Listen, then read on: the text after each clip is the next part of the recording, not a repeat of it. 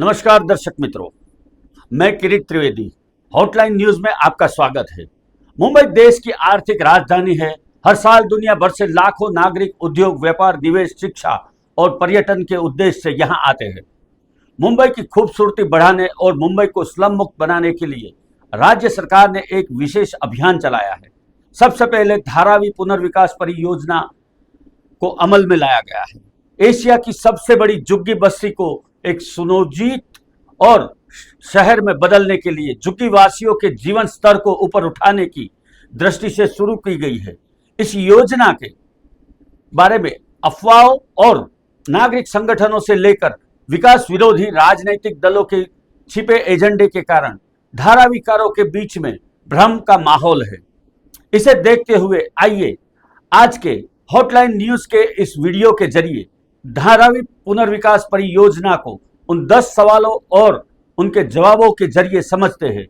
धारावी पुनर्विकास परियोजना क्या है? धारावी पुनर्विकास परियोजना या डीआरपी महाराष्ट्र सरकार द्वारा एक महत्वपूर्ण सार्वजनिक उद्देश्य और विशेष परियोजना है, जिसका उद्देश्य झुग्गी निवासियों के पुनर्वास के उद्देश्य से धारावी को एक एकीकृत और नियोजित शहरी इलाके के रूप में बदलना है। धारावी पुनर्विकास परियोजना कौन कर रहा है?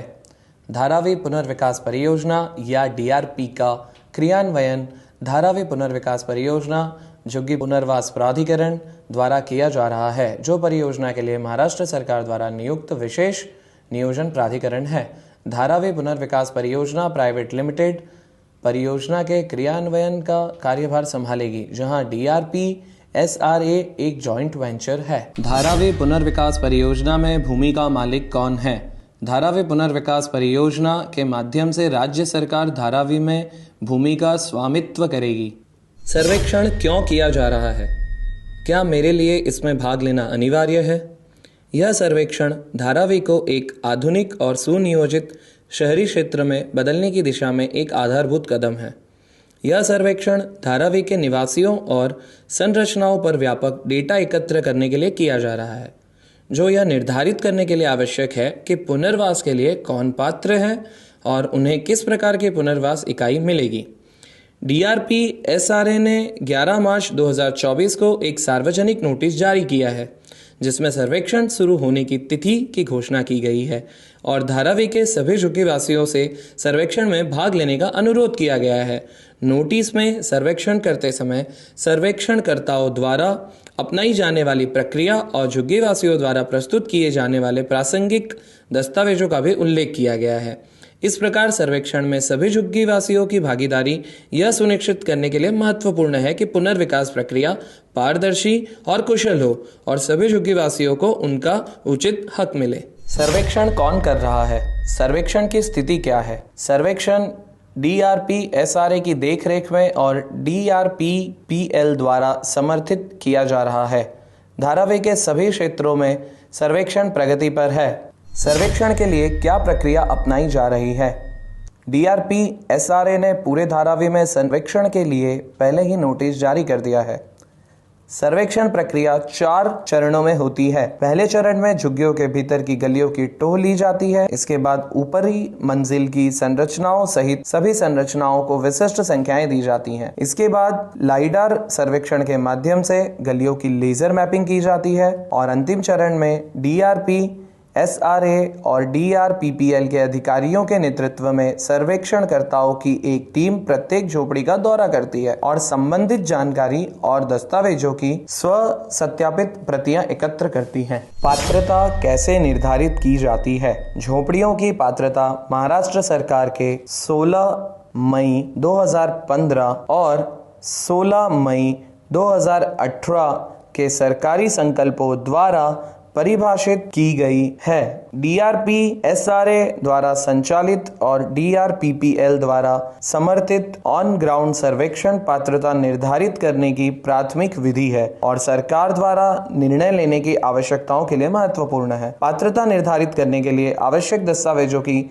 सांकेतिक सूची इस प्रकार से है। आवासीय के लिए बीएमसी द्वारा जारी सर्वेक्षण पर्ची, फोटो पास, बिजली बिल, मतदाता सूची या चुनाव पहचान पत्र, बीएमसी द्वारा जारी संपत्ति कर बिल, रसीद, राजस्व विभाग द्वारा जारी गैर कृषि अनुमति या कर रसीद, पंजीकृत स्लम कोऑपरेटिव हाउसिंग सोसाइटी द्वारा जारी शेयर प्रमाण पत्र, आधार कार्ड, वाणिज्य के लिए बीएमसी द्वारा जारी सर्वेक्षण पर्ची, दुकान और प्रतिष्ठान लाइसेंस, बिजली बिल, रेस्तरां लाइसेंस, शुल्क रसीद। यह एक सांकेतिक सूची है।